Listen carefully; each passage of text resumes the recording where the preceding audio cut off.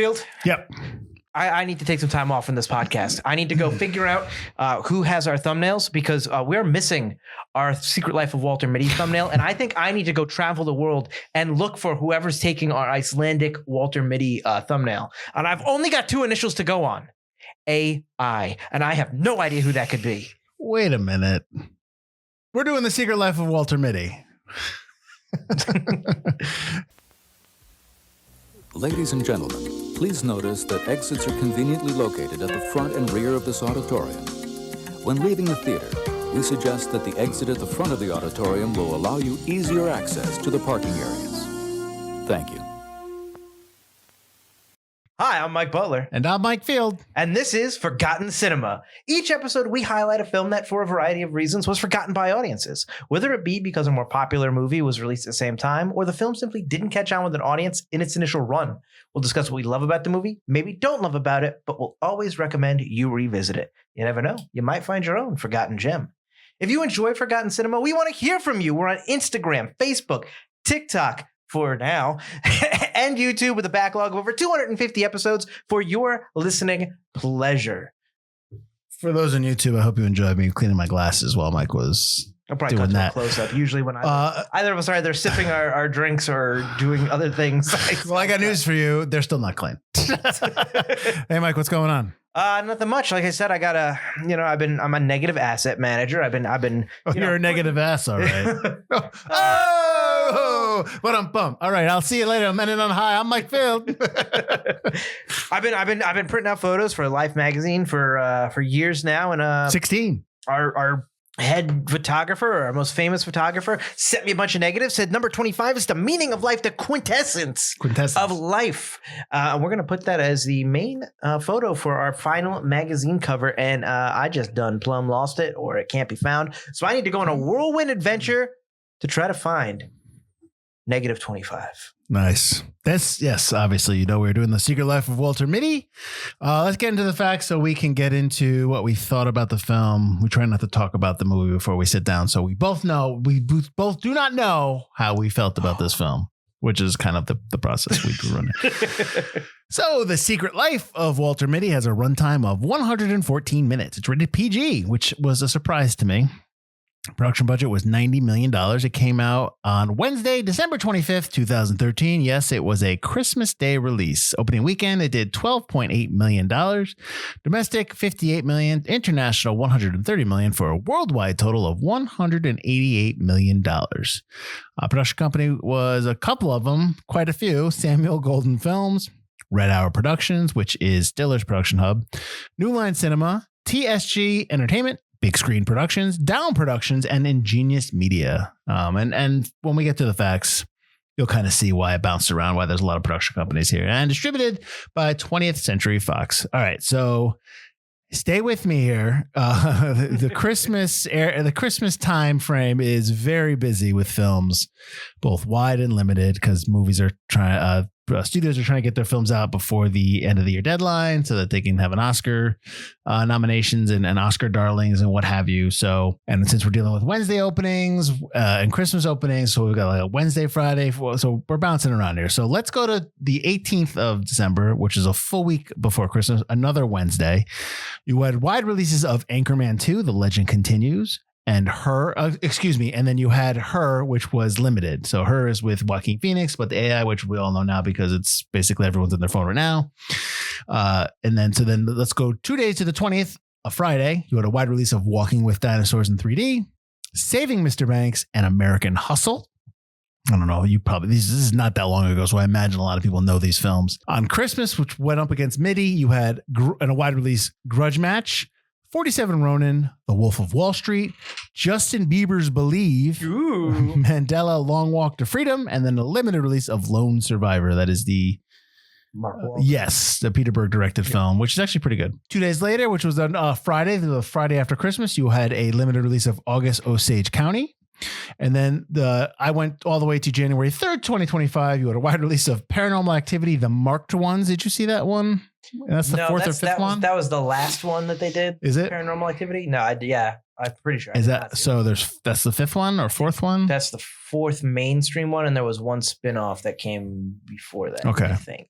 You also had a limited release of The Best Offer and Open Grave. So as you can tell, there's a ton of films, and there's more films coming right after this. I'm sure all these films that were limited, like Lone Survivor and Her and August Osage County, come out wide very shortly in the month of January. But they come out limited, obviously, to catch those Oscar nods, and if they can. All right.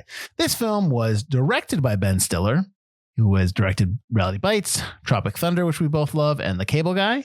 This has a screenplay and story credit for Steve Conrad, who's done The Weatherman, which is an episode we just did, The Pursuit of Happiness, and he did the TV show Patriot.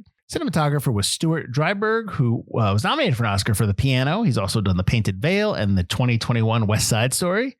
Composer was Theodore Shapiro, who's done Wolves, which is the Apple movie that just came out with George Clooney and Brad Pitt. Yep. George Clooney, yep. Office Christmas Party, another episode we just did, and Jennifer's Body. Edited by Greg Hayden, who's done Wedding Days and The Change Up. And then you had produced by Stuart Cornfield, Samuel Goldwyn Jr., John Goldwyn, and Ben Stiller. Cornfeld, excuse me, I said Cornfield. Cornfeld has done The Fly, The Ruins. He passed away about 4 years ago. He was the partner with Stiller in Red Hour Productions. Samuel Goldwyn Jr. was nominated for an Oscar for Master and Commander. And he also did the program. We did do that movie. There's so many movies we did. John Goldwyn has done MacGruber, another movie, and Baby Mama. And then Ben Stiller has produced Friendsgiving, Why Him, and Blades of Glory. I tried to pick films that he was not in, which are not many because he produced a lot of stuff he's in. Obviously, Ben Stiller is in this film. He plays Walter Mitty. He's in Meet the Parents, The Night at the Museum series, ton of other stuff. He's more recently in the Hulu Christmas movie Nutcrackers. Kristen Wiig as Cheryl Melhoff. Butler, she's nominated for an Oscar, which I forgot. Do you remember what movie she's been nominated for an Oscar? Skeleton Key? It is not the Skeleton Twins, you mean? Is that what it's called? The one with Bill Hader? Yeah, I always call Skeleton Key is the one. Isn't the Skeleton Key the one with Kate Hudson? Yep. And where the old people are trying to turn themselves into young people, right? Is that what that is? Kate Hudson's in it, but yeah, I can't remember the plot. No, not the Skeleton Twins. No. Off the top of my head. Bridesmaids. Okay. Yeah. She's also in The Martian. John Daly as Tim Naughton from Masterminds and the TV show Big Mouth. Catherine Hahn as Odessa Mitty, Walter's sister. I should say that Kristen Wiig's character Cheryl is Walter Mitty's kind of like love interest in this. Hahn is in Bad Moms, The D Train, which is an episode we did, and the TV show Agatha All Along, which I just watched a couple days ago. Oh, did you? Yes. I watched it. Terrence Bernie Hines is Gary Mannheim, has been in Life Upside Down. Adam Scott is Ted Hendricks, the guy that comes in. I believe Hendricks, Mannheim, and Naughton are the three guys that come in and kind of like are Shuttering Life magazine. Relocation managers or something like that. Scott's and Step Brothers, ACOD, the TV show Severance, and the TV show Parks and Rec. Paul Fitzgerald as Don Proctor. Actually, maybe Don Proctor is one of the guys. I don't know. I'm lost. He's in Arbitrage, Power Book 3, Raising Canaan. It's a TV show. Adrian Martinez plays Hernando, who is Walter Mitty's, Walter Mitty's his boss. So he works with him. He's from Focus and Office Christmas Party a little bit. I'm going to butcher this name, so excuse me. Olafur Dari Olafsson is the helicopter pilot. I said that terribly. He's in The Meg. He's also in Eurovision Song Contest, A Story of Fire Saga, which I tell Butler to watch all the time. Shirley MacLaine is Edna Mitty, who's Walter's mother. She's nominated for 6 Oscars and 1 for Terms of Endearment. Sean Penn is in this. Sean Penn plays the photographer that Butler was talking about, that who gets the quintessence of For Life magazine. Sean O'Connell. He's been nominated for 5 Oscars, won 2. Do you know what movies? Ooh, do you know what movies he won for? I don't even, you have to give me the nods, but what are the movies he won for? Did he win for Mystic River? He did. That's one. And I don't know the other one. Milk. Yeah, I would have gotten that if I just stood there and paused for like 10 minutes, I would have gotten it. He's won for I Am Sam, Sweet and Lowdown, and Dead Man. He was nominated for I Am Sam, Sweet and Lowdown, and Dead Man Walking. And then Patton Oswalt's in there as the eHarmony guy. I know he's got his name. I can't remember what it was. Or Todd. Who cares? Hayden, something. Yeah, who cares? Yeah. He's in there too. It's Todd. Todd, I gotta go. One of my notes is that he claims he was a script doctor on this movie when it was in developmental hell. I could see Patton Oswalt doing script doctor stuff. Maybe. Okay, Mike, I had seen this film. I do not know if we saw it together. I don't know if you had seen it before. I had never seen this before. Okay. No. I had seen this before, and obviously this is probably my second time watching it. And I don't even know if I've caught clips of it at all. I think this might be my second time just watching it, seeing it at all. What are your thoughts? Initial thoughts when I started it. I was really not into it. I really did not like this movie. I think the first 25 minutes, I was like, this is going to be terrible. I don't like this at all. And after those first 25 minutes, I think this is Definitely like top 5 movies I've never seen that we did on this podcast. Like, Wow. I really, really like this movie. Like I started really down on this movie. Well, why were you? And then I ended up being like, really, I don't like his hallucinations just didn't entertain me. Sure. And they were a big chunk of that first 25 Sure. minutes. And I was just kind of like, if this is the movie, I am not down with it. Like daydream. I get that. Like I daydream all the time. I get that, like the character, and I connected with the character, but I just did not like the constant daydream sequences where just like, maybe because I knew they were part of the film, because I remember the trailers and stuff. I was just like, can we get on with the movie? I know he's going to go look for this film. Let's go. Let's pick up the pace. But from the moment he decides I'm going to go look for this thing, and he packs his suitcase and he runs and the music starts playing, I was so into this movie. I was like, yes, I really like this. And the entire way film, I think it's just filmed. Like I just love the way it looks. I think it's really, really like a spectacularly filmed movie. The cinematography and directing, and just from the moment he gets on his adventure, this movie really had me hooked. Like it's fantastic. But those first 25 minutes are rough for me anyway. Well, now, but if you watched it again, would those first 25 minutes be rough for you as well? No, because I think I'll know that I'm going to get into the daydreams end. So once the daydreams go away, I'm more into it. I'm just like, the daydreams are just going to like, all right. Well, I mean, especially the Stretch Armstrong sequence. I was just like, come on, this is way too long. You're talking about when he's fighting with Adam Scott. Stretch Armstrong doll. It's just like, okay. I think you need, going back, you need that stuff to kind of root for him. I think moving forward, and he talks about how the daydreams don't happen as much anymore, and they're not there, right? Because very similar. I remember when I first watched this film, and this was 2013, so this is 11 years ago. I liked it. I didn't love it. And I was like, it's fine. I kind of forgot about it. And then I don't know if I put it on the list or you put it on the list, but I think you did. Okay. And if that's the case, then the reason why I probably put it on the list was I think there was something about it that I wanted to go back to. Like I started to question, did I like this film? I mean, and maybe I did see a clip or something. I'm not sure. So I didn't know. I was like, I want to revisit this movie. I think that's why you ended up choosing it. It was on the list and you chose it because you had seen a clip, you said. Was it? Okay. So season selection episode, I'm pretty sure. So, and then watching it and the second time, and I don't know if it's because of my age, but I really, the same kind of feeling that you had. I just felt connected to the entire film. I didn't have that problem with the 25 minutes, but again, that might be because I've seen it already, so I knew what to expect. Right. I really like this film quite a bit. Not only just the story it's telling, not only the performances. Like I think Ben Stiller does a really good job in this film. Mm-hmm. What I like about it, and you kind of brought it up, is that I just really enjoy all the shot setups, the framing. I feel like there was a lot of attention to detail put to this film. Yep. And I think that it kind of goes along with the idea of what Life magazine is about. Even when there's just so much stuff in the film that feels, I feel like like they put a lot of energy and effort into what you see on screen that you can't turn away from it. And I'm thinking of the shots when he's running in front of the giant posters that the Life covers that they've made up for the movie. I know that they had to do all that because they really could. And that's not the last image of Life magazine that they show. Right, yeah. This stuff where he's just, there's moments where like the Benjamin Button comedy is kind of like a Stiller staple, like that moment of comedy where he's going back when he's daydreaming. There's a couple of lines in that sequence where I'm like, but overall, I was just like, when he's daydreaming, I feel like that's a little bit of old Stiller coming through. And when he is in the moment and when he's on his journey and there's some comedic bits, I feel like that's a little bit more tempered Stiller and it's more within the story frame. So that works better. But that's just me. So this film, and we don't have to go through it, but if we go through Ben Stiller's films that he's directed, and I think I've said this before, I don't know if I've said it on the show, Ben Stiller, I think is a really good director. And, like this film coupled with everything else, I just think I have a greater appreciation for what he's doing behind the camera. I watched Severance. I don't know. I know you haven't seen it yet, right, yeah. but Severance is really good. Severance is the same way in terms of shot selection and what they're trying to do. Right. And Adam Scott's in that. So, you know, and I have to go back, but I didn't see the one he did where he did the prison guard escape. The one that escaped from Dannemore, or I think what it's called, he did that one. So everything I've seen him, every movie that I've watched that he's directed, I've liked. And that includes The Cable Guy. But everything he's done, I like. So I think not enough. I don't know if enough is said about him as a director.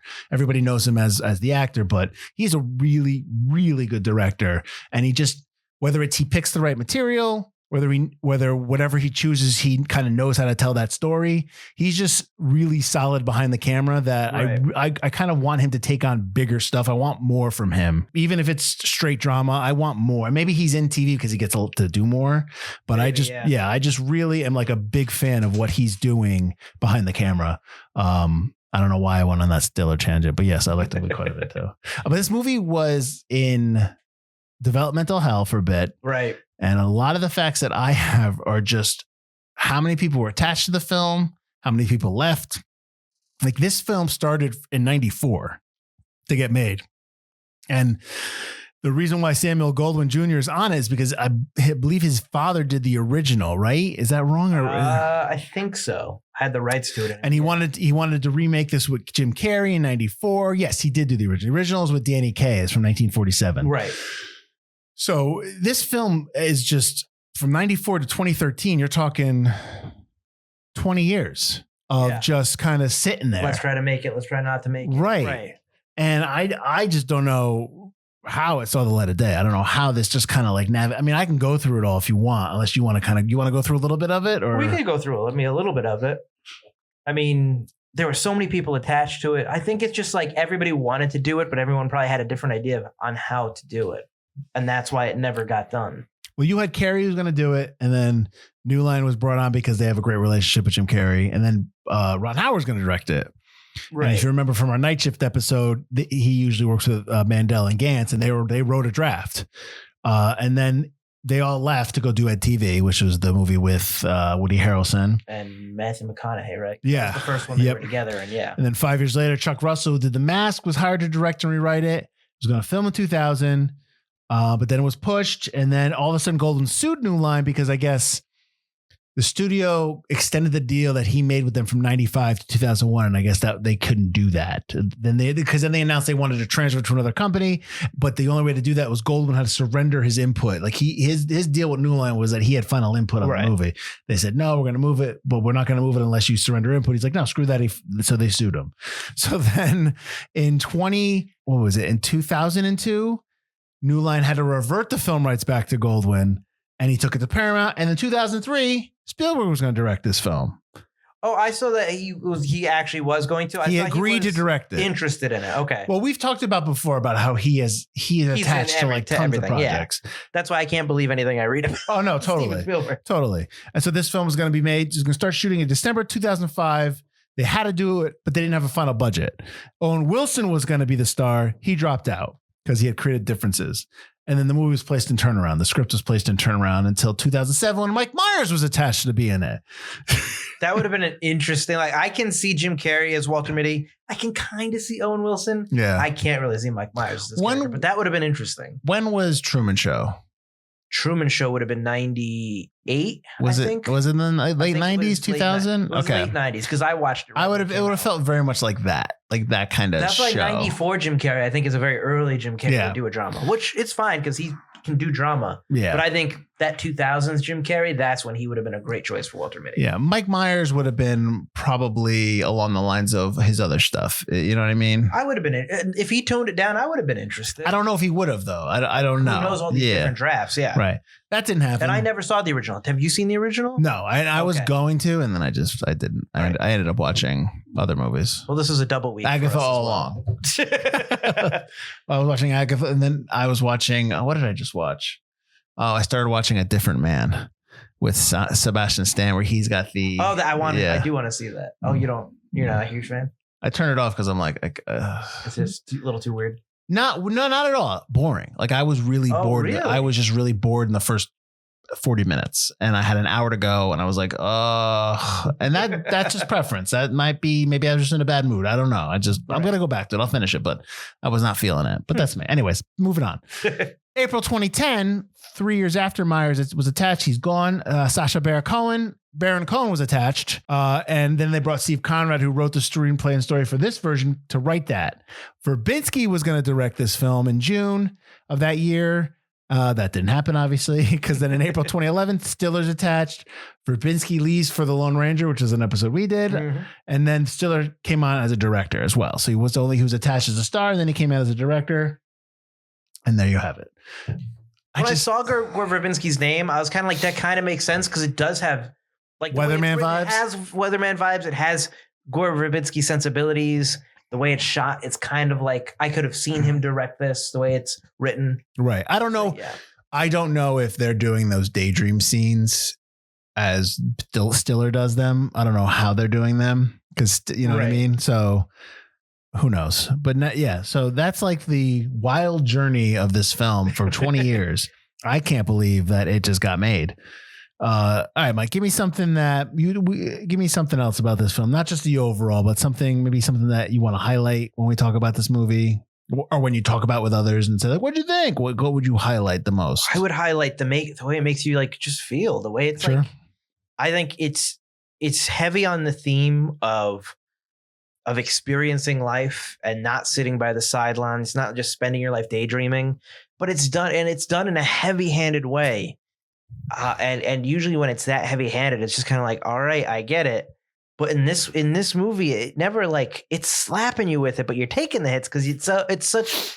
I think the way the theme is approached is so well done, and it's such a integral part of the movie, and yet it never feels like you're getting too much of it. Okay. And I don't know how to describe it, but I've rarely watched a movie where the theme is so heavy-handed and yet isn't like enough already with like trying to like hit me with the message. Well, do you think that the way Mitty is treated in the first 20 before he leaves, in the first 20, 25 minutes, the way he exists in the world works towards that, so that when the story kicks in and when he is gone off to, and starts on his journey, that you're rooting for him because of where he's coming from? Oh, I think for sure. When he takes off for his adventure, like, even though I wasn't really digging the first 25 minutes, I still liked Walter. When he runs past those posters and he's going on an adventure, it's like, yes, big old smile on my face. I was like, yeah, do it, dude. Like, I think, yeah, you need those first 20 minutes of him getting, watching him on the sideline. Not so much him getting picked on, although obviously that helps you root for him as the little guy, but like just watching him go from someone who's not doing what he should be doing or not like living his daydreams kind of in a real way to like going on this adventure. I think that first 20, like you need that to like I said, root for him. And then, but I also think you need that Major Tom moment. Mm-hmm. Because I think if he goes way on the limb right off the bat, that's too much. It's one thing to take a plane to Greenland on a whim. It's another thing to jump in a helicopter of a drunk pilot, right? On the mountain. Yeah. Yeah. I think that's where that true, like out of his comfort, like he's a little bit out of his comfort zone, but getting on that helicopter, that's almost like you get to a point and then you chicken out. Getting on that helicopter is probably the big moment. Yeah. Yeah. And so I really like that. So I think those two moments really like just push you on this like a push, like and you're like, yeah, all right, I'm in this movie. And then the helicopter scene happens, and you're just like, yes, I am in on this journey. I want to see. I'm almost living vicariously through Walter, like almost like the movie is another daydream that I'm having of like living my life. And maybe that's what it is. Maybe that first 20 minutes really, and maybe even the first Iceland scene. So what do you think? 40 minutes really just puts you in Walter's shoes in such a great way that you were just so with him on this adventure and this experience that the message works. Yeah. I've lost my train of thought. I'm sorry. No, I had something I was going to ask you, and then first 40 minutes, Iceland. I lost my train of thought. God dang it. Going up the mountain. Nah, it was something else. No. Shut up. You're not helping. You're not helping. Oh, I know what it was. One of the things I appreciate, and I think that because if this movie's made today, Walter has an anxiety problem. Walter's taking pills. Oh, for sure. Walter's he's seeing a therapist. Walter is socially introverted. And I think that, and while I'm not saying that I don't want that stuff, but that stuff is everywhere now. Like it's always like, 100%. And that's not because it's representation. It's because writers feel the need to, put something in there that'll be more compelling. The idea that a man who in this movie stopped being a kid basically and started working because they needed money and then just basically lost himself and became a shell of who he used to be. It's not that compelling for people to understand like, oh, they don't think that's enough to overcome in a movie. That's not right, because there are countless stories like this where people that are just regular normal people that exist, that we all have our own anxiety, but are not to the point where it's overtaking them, are stuck where they are, and they don't have the ability or the wherewithal or the courage to step forward and to do that. And I think today's writers are really focused on putting the little extra there, giving them something that's, I don't know what the right term to look for. I don't want to say medicinal, but just giving them something that's clinical almost. Yeah. Like it's because for some reason, I mean, we live in a society where everything's diagnosed and everything's got a name and it's way too much. I think it's way too much. Sometimes you're just nervous because you're a nervous person. Like that's how it is. But putting it in there in this movie now would be what you'd see. But I like that it's not in there because I believe that helps you connect to it a little bit better, because you believe a Walter Mitty. You could be a Walter Mitty. 100%. Right. I think that's a crush that movies have been sitting on for. I mean, you get that a ton, and I think a lot of that started with The Sopranos. Is like, that makes it more interesting. I'm not here for Sopranos slander. Not in a negative way, but I think, so they put him in therapy, and he's all, that's so interesting, and like, so since the early 2000s, that's just been a crutch. That's the word I'm looking for. A crutch by writers. A crutch for all characters. And it happened in the 90s too. You see a lot of 90s movies, and we've covered some 90s movies where that happens. And it's also a way for them to really tell you their problems, because they're telling it to a therapist, where the therapist is you, technically the audience. So they get to tell you all their problems without but that's not how a lot of people are. They internalize it. Well, let me ask you this question then. Do you think that it's done that way? So let's say Walter Mitty comes out and he has a scene. This Walter Mitty comes out today and he has a scene where he's talking to somebody and he talks about his diagnosis, whatever he is. I have so-and-so. Like right there in that page and a half of dialogue, that explains you Mitty. So that alleviates the 15 to 20 minutes of pages that you have to kind of show who Mitty is gradually. I think the first way is a cop-out. I think some writers or a lot of writers don't understand how to do what they need to do in that 15 to 20 pages. And maybe they're being told to shorten it with notes from executives, but I think you need those 15 to 20 minutes of that opening to watch the movie, to get yourself next to Mitty and to understand what type of person he is, so that, as Mike says, you could root for him later on. Yeah, I can't root for a guy who goes, I'm just really anxious. I go to the doctor, I take these, pills, and they're not really helping because I really don't know what the actual issue is. But I'm talking to my therapist about the fact that, my dad did this and this. And it's like, if you have everything laid out in front of me about Walter, it's almost like the opening scroll from Star Wars, just like, here's all the information you need, now let's go. And it's just like, I can't connect to that. I know him. Or I know him clinically, I guess is the best way to describe it. But I don't know him. I don't see him. It's hard to root for a guy I've never seen before. And all of a sudden you're telling me all this is happening and he's this neurotic. Mm-hmm. It's like knowing him and being put in his shoes and having moments that, even though, I might think the daydreams are a little too much, help me understand this character in a way that puts me in his shoes and not just tells me, I'm not almost like staying at a distance from Walter. Mm-hmm. And I think that hurts a lot of films nowadays. Something about the daydreams that I'll get back to the daydreams. One thing I didn't notice in the first one that I did in first watch and that I did in this watch is the credits in the beginning where they're popping up in the background and the Secret Life of Walter Mitty title credit. Did you notice that? You did notice that. when he's walking Right. on the was when he first gets out of his apartment, that's when the credits start. Like you see him on the brick face as he walks past it. They're Right. very faint. They're on the street.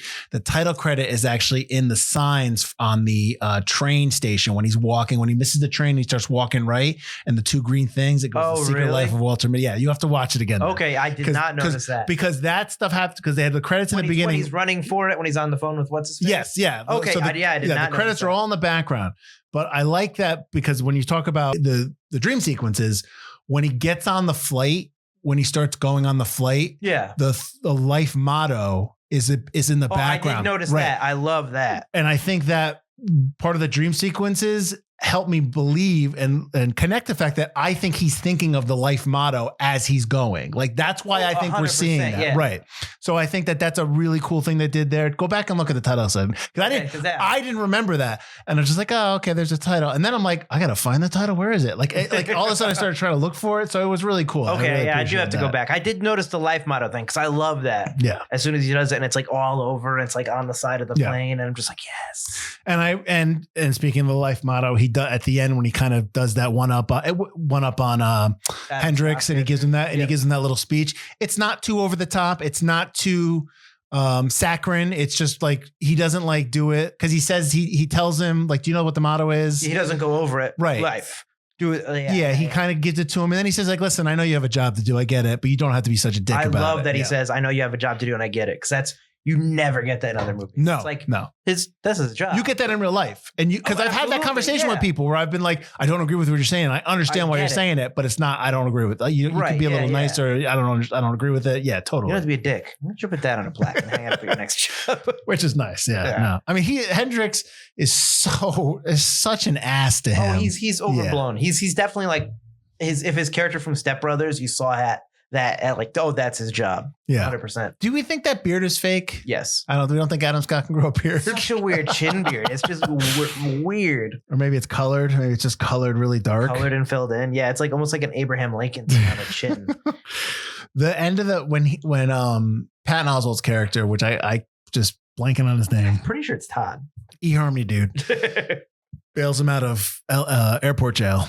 And they're sitting at the counter eating the Cinnabon. They're sitting at the chairs. Right. Is that the same location where they shot the ending of The Family Man when it starts to snow and they're both sitting there talking? No. You sure that's not LAX? That's not the same but it's spot? shot different. It's shot from the wall. It's not shot necessarily. It's right just out the window. windows that make, no, it might be a different angle, but it's just the windows and the seating area. I'm just like that. I think that's where The Family Man was shot. It just kind of looks like an airport concourse. I mean, Family Man took place in Chicago, but they shot in LA. They shot in LA. So it could be.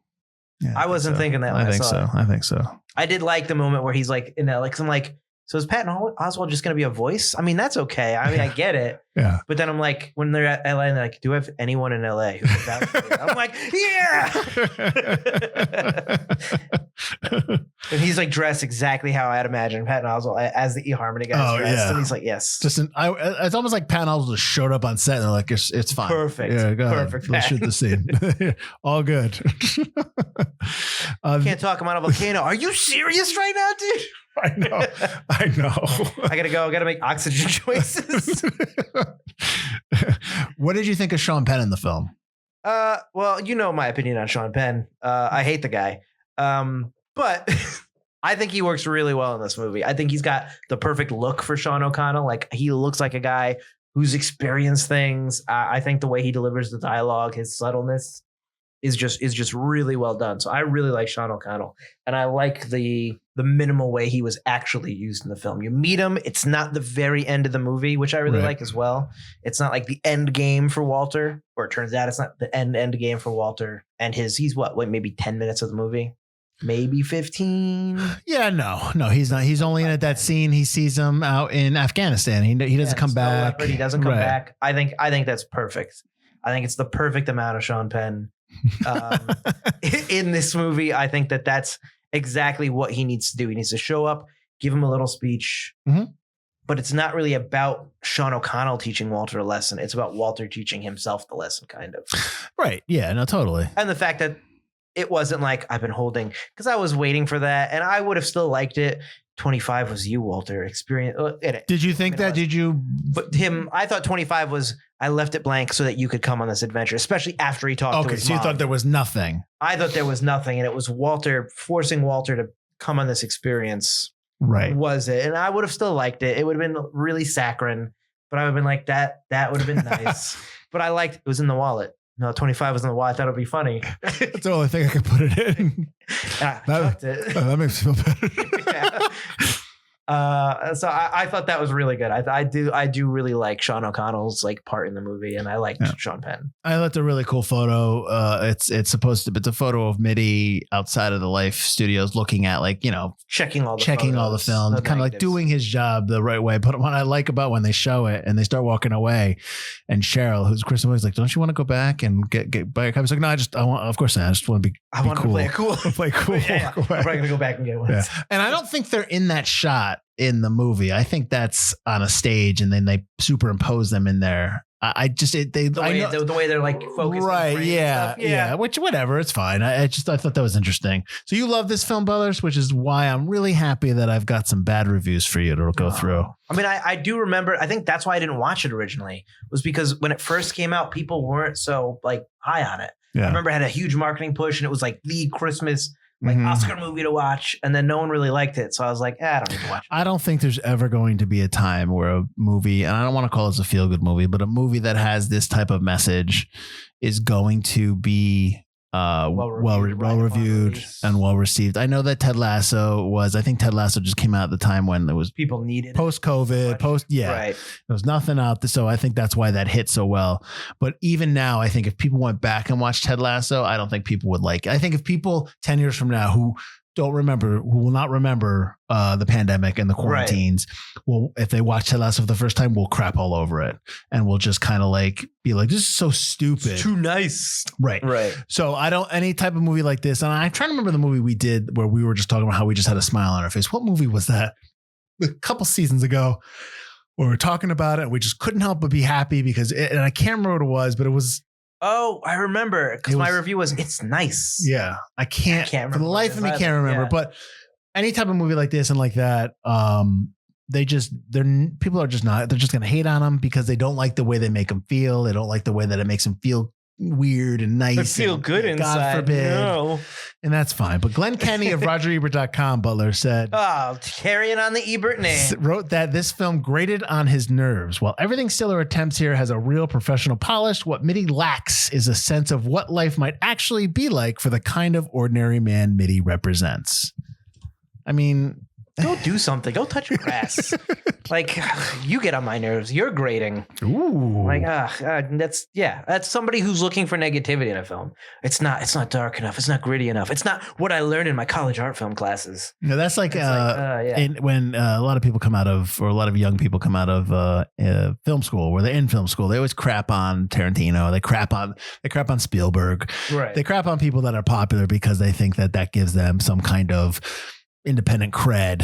And that's right. And then you got an independent movie, and it's always got to be like, I'm not a huge, I know you love independent film, and independent film can be great, but independent film always has that kind of that douchey college kid complete douches crap in there that I always hated in film when I was in film class and I was in drama, and I hated those people that were just like, not artsy fartsy, but like, it's got to have this and it's got to be negative. It's got to be this and that. And it's like, that's why I think the best independent film I've probably ever seen is Two Story House or Two Family House, because it has those indie sensibilities, but it doesn't have that indie negativity that I think is always associated Living in Oblivion. Living in Oblivion as well. No, don't get me wrong. There's complete douchebaggery in indie film, more so than ever. Exactly. Yeah, totally. No, that's fine. I understand that. I think that I'm able to weed out what's not. That's why. Right. But if I don't like a film, if for the sake, because I brought it up, A Different Man, that movie is very low budget. You could tell it's low budget. Sure. Yeah. And if I'm not connecting to it, I'm just because it's an independent film, I'm not going to not admit that I don't like it. And people might love it. Everyone loves everything all the time. A movie comes out, it's the greatest thing ever. This is huge. This is so great. It's not all great. They all can't be great. But film is subjective. So, and that's completely fine. And you may love it. And I'm happy you love something. But that doesn't mean I have to love it. And if I don't love it, doesn't mean that I'm a jerk. I just didn't connect with it. And I just, in the first 40 minutes of A Different Man, I just really struggle with this movie because I'm just I'm very bored, but it hits notes that I have seen before. Maybe not exactly the right way, the same way, but notes that I've seen in stories before, where a man who's meek, who's not down on his luck, has this condition, is looks bad, gets better, but he's a terrible person. I mean, like, I've seen that before. Like, so it's not breaking ground for me. Then that's just maybe because I'm old and whatever. But regardless, just because it's indie, I appreciate what goes into independent filmmaking, but I have met my fair share of independent filmmakers that are complete a-holes. And so it's out there. But they always have to put that in the movie. Like, it's always got to be that, like, well, I told you with Strange Darling, when I watched Strange Darling, and the big credit was shot entirely on 35 millimeter. Ooh, really? Who cares? But I'm not even talking the artsy fartsiness, just like that. You can't have, even if it has a positive message, there's always got to be that moment where something terrible happens or something dark happens or that twist. Because that's all they know. And it's like, that's life. That cigarette smoking French, like, life is a blue, like, life is terrible. Like, they've always got to put that in, even the most positive, the movies that have a positive message. And the fact that a movie can have a positive message without going to that negative place doesn't make it bad or dumb or worse. Like, it's just like, that's so rote and just like overdone in film. You never saw Precious, right? No, because it seemed like it would be the most depressing thing I've ever seen. That's the thing. With Precious, it's like, and in the movie, and I know it was based on a book, in the movie, everything happens to her. Everything. Like, everything, anything can happen to her. I'm just like, not what? Like, so it becomes a little too much in terms of just kind of on your senses and when you're watching it and stuff like that. So no, you're right. It's there. It's too much. And I think it's a lot. I think it's very difficult to, like, with Mitty's a big budget film. So you have the luxury of having those daydreams that are big and budget, and stuff like that. Yeah. But if this is an indie film, you know, it's really hard to kind of, it's hard to show you Mitty's life in a way that is like any other life you would see in the world, of somebody who's just working, who's a drone or whatever. He's just doing his negative asset manager, which is, what does that mean to anybody? Nothing. And we, you know, obviously you find out what it means. Realize, yeah. But to just see that and to understand that this is a man that sacrificed a lot to just have this job, and now he doesn't know who he is. He's somebody who he wishes he was somebody else. He's trapped in his own life, but it's not a bad life. But it's not the life he chose. Not as fulfilling as he'd like it to be. Like, we haven't even talked about how Odessa, his sister, gets to go off and wants to be an actress and gets to live free and clear and borrow money from Walter all the time. Doesn't have money, lives off from like she gets to live out her dream almost. And Walter is forced to be. He is stuck being Willie Loman from Death of a Salesman. So it's very difficult to show that and to understand that. No great tragedy had happened to him. There's no great, you know, yes, his father died when he was young, but a lot of fathers die when kids are young. It happens. You know, he's got a family that loves him. He's got a job. There's no diagnosis. It's a guy living in this life and he's trapped. And it's very hard for a lot of people to show that and connect an audience in a way where you root for him like we do in this movie. And I think that says a lot about the direction. That says a lot about the writer. That says a lot about the performance and the acting. And I think this movie just has it all.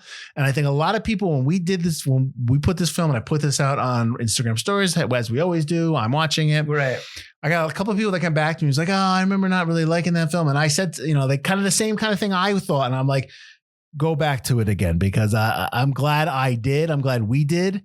It kind of gave me hope that there are movies like that out there. Sure, absolutely. And the idea that you can watch a movie at one point in your life and not really understand it too much, and then you get to it later. For me, and you I completely missed what this movie was about. Yeah. And I'm glad that I watched it again, because now I know what they were trying to do. Not that Ben Stiller needs that validation from me, but that's all I'm saying. So I was glad that we revisit this film. I think I was supposed to give you another. Here we go. I got another review for you though. Here we go. Peter DeBruge from Variety criticized the film for lacking the satirical tone of original story.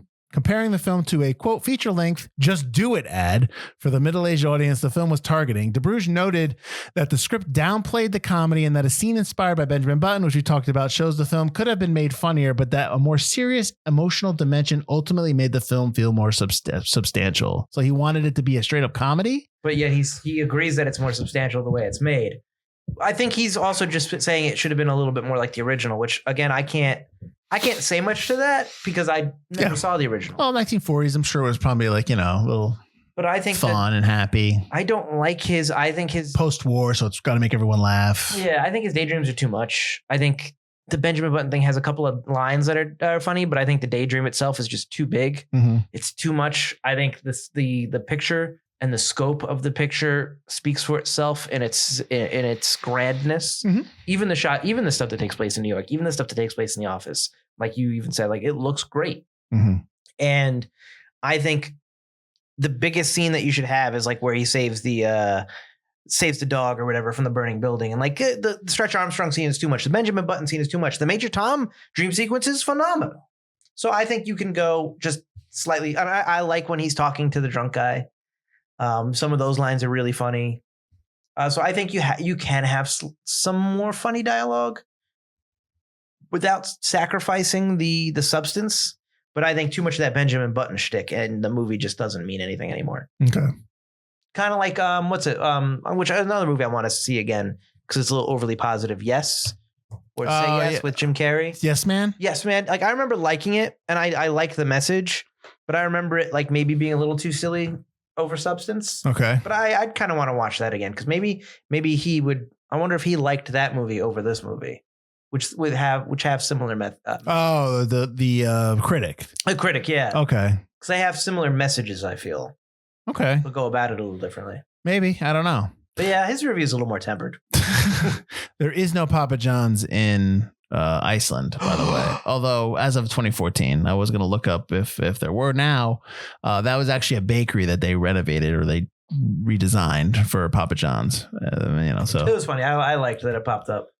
Oh, yeah. Papa John's. I had to leave. Why? I just couldn't be there. So no, I'm looking right now. No, I'm on the Papa John's international stores list, and they do not have one in Iceland, so it's still not there. Now this movie is no longer worth it. I've never eaten at a Papa John's, so I couldn't tell you. I don't believe I have either. I couldn't tell. When I see the deal for $6.99 pieces, I'm like, that can't be good. I'm not a huge Pizza Hut guy either. I like their breadsticks. I don't like their pizza. I like Domino's pizza, but it's not pizza. It's like fast food. Yeah, but things. You're talking about Domino's with their revamped pizza, like they rechanged the recipe and everything. Years, but I used to like it. Like, oh, it's late and there's Domino's. It's easy and it's cheap. Mm-hmm. It's like I liked it. And we live in Southern Connecticut. We live in like the pizza capital of the country. Whoa. Well, that's like a fact now. But like, it's good, but in like a bad. It's not pizza kind of. I mean, I used to love pizza when I was a kid. I haven't had it in forever. I'm sure if I had it again, I'd probably take a couple bites and be like, oh, okay, I'm good. But I mean, that was back when the Pizza Huts had little, like they look like little hats, the huts, right. Go in there, the game everywhere. You'd have the salad bar and, I was never a huge Pizza Hut guy. Yeah. Those big giant sticks. Plastic cups. Those are awesome. Anyways. The cups are what he was talking about with Papa John's too. Yeah. But they were like regular cups. Right. Yeah. Pizza used to have the big solid red. Yeah. I remember those. Yeah. So Mike, who are you suggesting this film to? Oh, man, I would. Nobody. Everybody. And maybe nobody would like it, but I think they would. Like I told Elise came home and I was like the last 15 minutes of the movie. And you were crying? I was not crying. I was like happy. I was like, I told her I said, you got to watch this movie. This movie is fantastic. This is one of the best things I've watched on Forgotten Cinema. She's like, really? I was like, yeah, you would love this movie. Did she watch it? Well, she came in the last 10 minutes. I only just watched it yesterday. Well, what's she doing right now? She's at work. So no, she has not watched it. But no, I would recommend this to everybody. When I love something, I'll recommend it to everybody, and then they'll break my heart and not watch it or not like it. Oh, I don't. When I recommend, I think I talked about it last week. I recommended. I talked about it in the Now Showing episode. Yeah, the Gladiator, and they were like, I dropped out after 30 minutes. I was like, So I would recommend this to everybody. I think. Just give it a chance. Like I said, I was really not digging it for the first 25 minutes going, oh, man, but that doesn't mean you won't dig it. Yeah, you might dig it. And after we talk about it, if you listen to this episode beforehand, you would probably be like, all right, well, it works because you need this to get into the rest of the movie. But I think it's a great movie with a great message. It's filmed really, it's so cinematic. It's really, really good. And I hope people would catch on to it and not and have an open mind and not there doesn't need to be it's super negativity in a movie. Do you think the fact that it takes place at Life magazine, which is a magazine, and obviously they're transitioning to digital, do you think that that's not going to connect with a younger audience if you recommend this to somebody who's 22, 23, that they're really not going to understand what exactly the idea of switching from a paper to digital, the motto of life, just how things used to be done? Do you think they're not going to understand that? No, because I think it's still going to catch on. I mean, maybe that part will escape them, but the idea of just living your life and not being stuck in the grind and not being stuck just doing a job, not being stuck where it's making money is the only thing that matters. Mm-hmm. Go out and experience things. Because I think that's also that's a message now. Everybody's in their phones, including everyone, because I'm not saying I'm not, but it's going on and Walter Mitty's stuck in his negatives and watching and looking at pictures instead of going out there and experiencing what these photos are taken of. Yeah. And I think that's a message that almost anybody could kind of get in on. Mm-hmm. I mean, maybe a teenager's not going to enjoy this as much because they're not going to have experienced that kind of loss of, well, I didn't really do much with where I've got so far. But I think even people in their 20s are going to be like, well, I really should have spent my 20s going out and exploring. Well, I think that's it's a cautionary tale for people in their 20s. You should really go you for have what a you chance. Want. Yeah. So I think, anybody in their 20s and up, I think I would recommend this too, because they're going to get something out of it. If they give it a chance. You don't put yourself in a position like Walter Mitty is in the beginning of this film overnight. This is a position that you're in. Like we talked about that, it's gradual. And before you know it, 49 years old and you're working at it. But before you know it, you're in a job that, you're just there because you need the money and you have responsibilities and it's not what you want to do. And I'm not going to pretend that a lot of this didn't make a lot of sense to me in my own life. And I'm not going to go further because I don't know who listens to this podcast, but but also he's not jaded. He's not mad about where he is. I think he doesn't hate his negative job. I think he's beaten down because when Hendrix is making fun of him and he's just sitting there, I think he's a beaten down man. I don't think he would. The Mitty in the beginning would never tell Hendrix off the Mitty. Oh, that's what I don't think I think he's just a beaten man. Yeah, but I don't think he's super beaten down. I think he's just all right.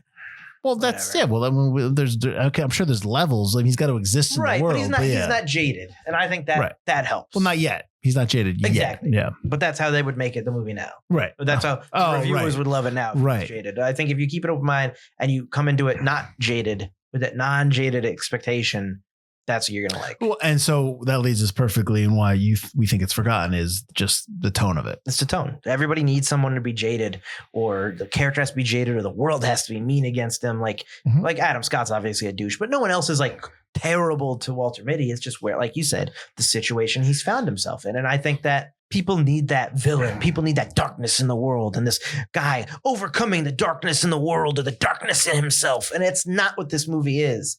And I think that that's why it got forgotten. But I think that, like you said, I think if you give the movie a second chance, knowing where you're at or knowing what the movie's about, you're going to have a good time with it. And unfortunately, I think that's if it was forgotten, why it was forgotten. Well, it also came out on Christmas amongst a ton of other films. Yeah. Anchorman 2 is a big film. I get why it comes out on Christmas. You would think it would do really well. You also have a feel-good film with Saving Mr. Banks. That was the film that probably killed it. I was trying to think of it. Yeah. Hers limited, but that's still American Hustle's kind of like Jennifer Lawrence and what's his face? They reconnect and also Christian Bale's in that. Christian Bale, but what's his face in it from Silver Linings Playbook? Bradley Cooper. Yeah, he's in it for a little bit. So you've got so that's that was a big release. The feel good movie is going to be Tom Hanks. Disney movie. Right. She went up. 25th year of The Wolf of Wall Street, which is a great film, which was a big film.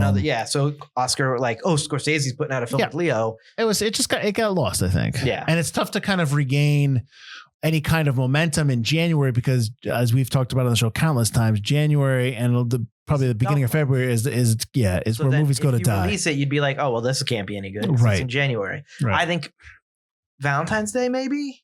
Yeah, maybe, but obviously this movie was probably gone from theaters by then. Oh, I'm yeah. just saying if it was released Oh, then, right. like what would have been or this would have been a good Thanksgiving movie or a spring film, like, winter's ending, so let's watch a movie. Let's watch something that's uplifting. Sure.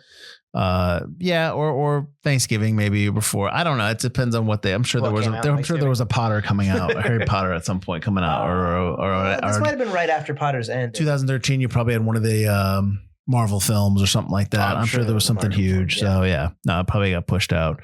All right, Mike, where can they find us? You can find us at ForgottenCinemaPodcast.com or wherever you get your podcasts. If you're on YouTube, Spotify, Apple, anywhere you get your podcasts, wherever you're listening right now, leave us a like or a heart or whatever symbol you use to donate to designate that you enjoyed this episode. Leave us a comment. What sweet saccharine film do you really like, where it doesn't have any negativity, but you think it's really good? There's no darkness or death in it. What movie do you like that maybe we should take another look at that you think was overlooked? I think that'd be a good thing to put in the comments. I'd be interested in that. And if you want to support the film, we're just listen and watch us. That's good. We're also on Patreon. You get exclusive episodes, early access to some episodes. You can talk to us on there, all that kind of good stuff. We also have a merch page if you want to, represent in on the streets. I don't know what that was. And yeah. That's what I got. All right, awesome. So check out Secret Life of Walter Mitty if you can. Well, next week we're going to the 90s. We're going 1997. We're going to go watch a movie that's not sweet and saccharine. No, it's jaded as. We're watching the Sylvester Stallone gain 30 pounds for Copland. Woo! That's next week. Until then, everyone have a great week. I'm Mike Field. I'm Mike Butler. And this has been Forgotten Cinema.